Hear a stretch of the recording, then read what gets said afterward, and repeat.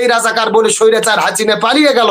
আজকে নতুন করে কথাই কথায় যারা রাজাকারের ট্যাগ লাগিয়ে আবার নতুন রাজনীতি বাংলাদেশে করতে চাবে, আমি মনে করি তাদেরও অধপতন ওই স্বৈরাচার আওয়ামী লীগের মতো হবে, ওই আওয়ামী লীগদের মতোই তাদের পতন হবে। আমি একটা কথা এই জায়গায় পরিষ্কার করে বলি, ৭১-এর মানবতা বিরোধী যুদ্ধ অপরাধী বলে যেই ধোঁয়াশা বা যেই বিষয়টি উত্থাপন করা হয়, এটা সম্পূর্ণ বানোয়াট এবং জামাত শিবিরের ওপরে যেই মিথ্যা অপবাদ দেওয়া হয়েছিল, এটা আজকে জাতির কাছে প্রমাণিত। তাদের করা রিপোর্ট অনুযায়ী ১০,০০০ রাজাকারের ভেতরে ৮,০০০ রাজাকার হলো আওয়ামী লীগের ভেতরে। তাহলে আমি তো মনে করি রাজাকারের দল যদি বলতে হয়, আওয়ামী লীগের কথা অনুযায়ী আওয়ামী লীগ হলো সবচেয়ে বড় রাজাকার। একজন নেতা তিনি খুন হয়েছেন সোহরাওয়ার্দী উদ্যানে। সেই জায়গাতে অনেকে জানি না আমরা তারা বিএনপির কিনা হয়েছে, যেটা আমি আগে বললাম, হয়তোবা তাদের পক্ষ থেকে সুশীল সেজে একদল এটা আগে দাবি করলেন, যেটা শিবিরের কাজ হতে পারে। আবার সেই জায়গায় দায় চাপিয়ে দেওয়ার কাজ আমরা দেখতে পারলাম। এবং বিশেষ করে গতকালকে আমরা দেখেছি উপদেষ্টা মাহফুজ আলমকে বোতল মারা হলো, তার মাথায় পানির বোতল ফিকে দেওয়া হলো। আমি এটাকে সমর্থন করি না, এর তীব্র নিন্দা প্রতিবাদ জানাই। যে করেছে তার শাস্তি চাই। সেই মাহফুজ আলম তিনি আজকে চিকিৎসা নিতে গিয়েছেন, সিটি স্ক্যান পরীক্ষা করেছেন, বিভিন্ন ভাবে হসপিটালে চিকিৎসা নিচ্ছেন, সে নিতেও পারে, আমি এর বিরোধিতা করি না। কিন্তু আমার প্রশ্ন হলো, এই যে ৩৩,০০০ আহত আজকে যারা হসপিটালে কাতরাচ্ছেন, কেউ বা হাত হারিয়েছেন, পা হারিয়েছেন, মাঝে মধ্যেই তো আমরা দেখি তারা চিকিৎসা পাওয়ার জন্য রাজপথে নেমে আন্দোলন করে।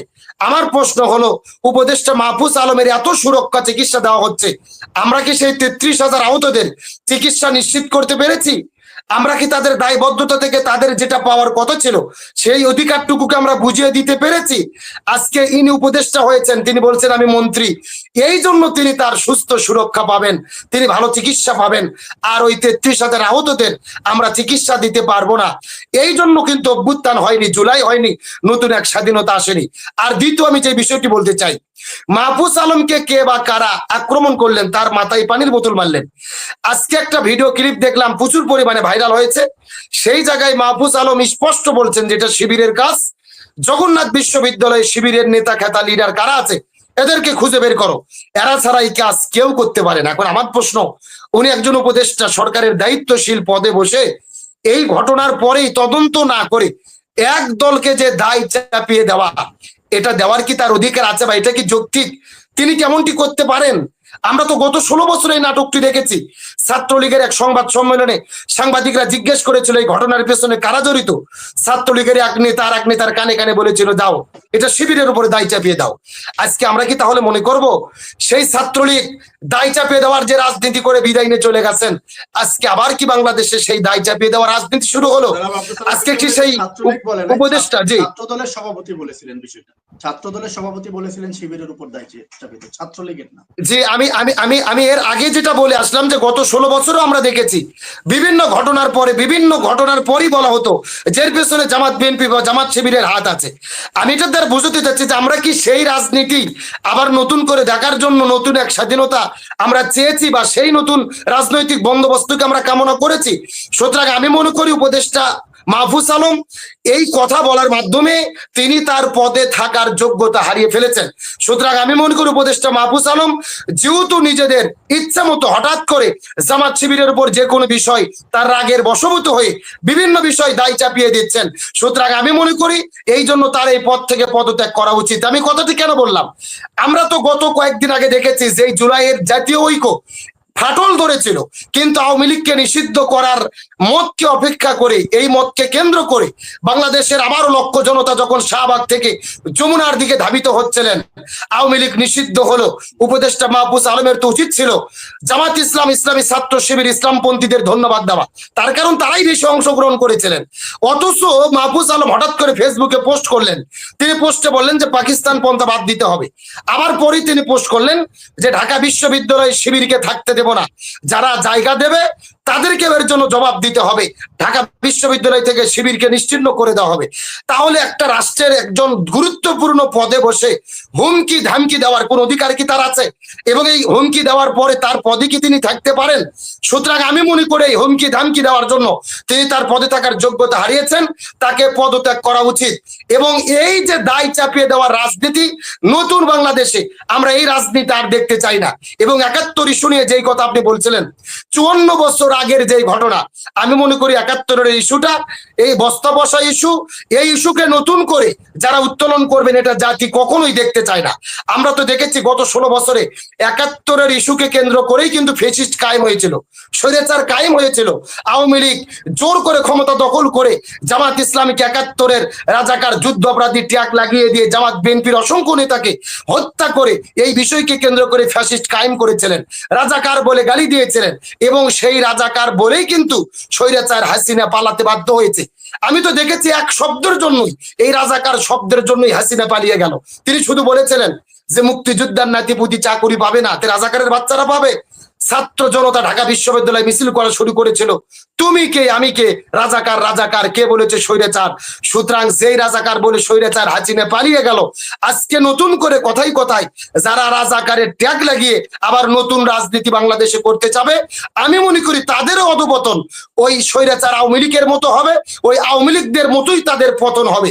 আমি একটা কথা এই জায়গায় পরিষ্কার করে বলি, 71-এর মানবতা বিরোধী যুদ্ধ অপরাধী বলে যেই ধোঁয়াশা বা যেই বিষয়টি উত্থাপন করা হয়, এটা সম্পূর্ণ বানোয়াট এবং জামাত শিবিরের উপরে যে মিথ্যা অপবাদ দেওয়া হয়েছিল, এটা আজকে জাতির কাছে প্রমাণিত।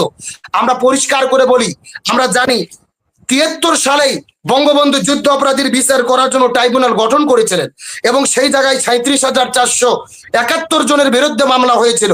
তার মধ্য থেকে তদন্ত করে 2884 জনের বিচার করা হয়েছিল, এবং 2884 জনের মধ্যে বিচার করে শাস্তি দিয়েছিলেন 752 জনকে, এবং বাকি 36,400 জনকে বঙ্গবন্ধু কিন্তু সাধারণ ক্ষমা ঘোষণা করেছিলেন। যেই বিচার যারা শাস্তি পেয়েছেন, যারা ক্ষমা পেয়েছেন, তাদের কারো ভেতরে জামাত ইসলামের কোনো নেতা বা কর্মীর নাম কিন্তু ছিল না। আবার 2000 এই যে আওয়ামী লীগ সরকার 10,000 রাজাকারের রিপোর্ট প্রকাশ করলো, এই আওয়ামী লীগ পতিত স্বৈরাচার 10,000 রাজাকারের যে রিপোর্ট প্রকাশ করেছিলেন, আমরা জানি তার ভেতরে আওয়ামী লীগ দলের মধ্যে ছিলেন 8,060 জন, বিএনপির মধ্যে ছিলেন 1,034 জন, জামাত ইসলামের মধ্যে ছিলেন 37 জন, অন্যান্য দলের মধ্যে ছিলেন 879 জন।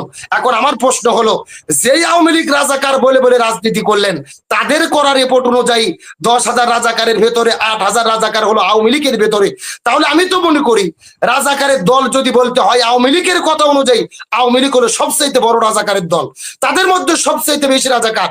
অথচ এই রাজাকারের ধোয়া তুলে তুলে আজকে নতুন সেই পুরনো ইস্যুকে তুলে আবারও বাংলাদেশে নতুন রাজনীতি।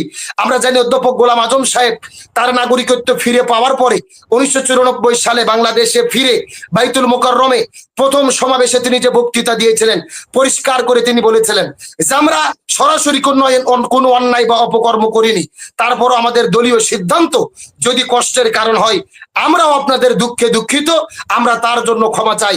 আমি তো মনে করি তার এই বক্তব্যের পরই 1994 সালে 71-এর ইস্যুটা ভিসভিস হয়ে যাওয়ার কথা, শেষ হয়ে যাওয়ার কথা, কিন্তু 71-এর ইস্যুকে জাগিয়ে রাখাই হয়েছে ভারতের ইশারায় এই বাংলাদেশে ইসলামপন্থীদের ঘায়েল করার জন্য। যখন ইসলামপন্থীদের উত্থান হয়, বাংলাদেশ ইসলামপন্থীদের উত্থান ঘটে, তখনই তারা ওই 71-এর ইস্যুকে আবার নতুন করে টেনে এনে বাংলাদেশ ইসলামপন্থীদের ঘায়েল করে, মূলত বাংলাদেশে ইসলামপন্থীদেরকে ঘায়েল করে তাদের শেষ করতে চায়, তাদের ষড়যন্ত্র করতে চায়। সুতরাং আমি আজ এই প্রোগ্রাম থেকে পরিষ্কার করে বলি, 71-এর সেই ইস্যুকে পুঁজি করে গত 16 বছর যারা স্বৈরাচারী করেছে তারা পালাতে বাধ্য হয়েছে।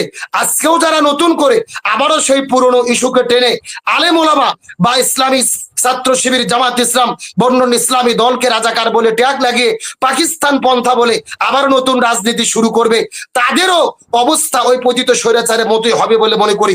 সর্বশেষ একটি কথা বলে আমি শেষ করে দেব। স্বৈরাচার আওয়ামী লীগকে নিষিদ্ধ করা হয়েছে, কিন্তু বাংলাদেশে স্বৈরাচারী কার্যকলাপ কিন্তু বন্ধ করা হয়নি। আমরা ইতিমধ্যে দেখতে পাচ্ছি আগামীকালকে ঢাকা শহরের মানিক মিয়া এভিনিউতে একটা সমাবেশের আয়োজন করেছেন, যেখানে উপস্থিত থাকবেন সেই শাহবাগের নষ্টা ভষ্টা দুশ্চরিত্রা লাকি আক্তার। তার একটা প্রোগ্রামের ডাক দিয়েছেন, যার নাম হলো নারীর ডাকে মৈত্রী যাত্রা। নারীর ডাকে মৈত্রী যাত্রা নামে একটা অনুষ্ঠান তারা আয়োজন করতে যাচ্ছে আগামীকাল ঢাকার মানিক মিয়া এভিনিউতে। যেই লাকি শাহবাগের চত্বরে দাঁড়িয়ে ওই ফ্যাসিস্ট আওয়ামী লীগ তৈরি হওয়ার জন্য কাজ করেছিলেন, নিরপরাধ মানুষদের বিরুদ্ধে স্লোগান দিয়ে দিয়ে কতে কাদের মোল্লা তুই রাজাকার বলে বলে নিরপরাধ মানুষদের ফাঁসির দড়িতে ঝোলানোর জন্য কাজ করেছেন। যেই শাহবাগের চত্বরে ইমরান এই সরকার লাকি দাঁড়িয়ে এই ফ্যাসিস্ট আওয়ামী লীগদেরকে পুনর্গঠনের সহযোগিতা করে 16 বছর স্বৈরাচার কায়েম করেছিল।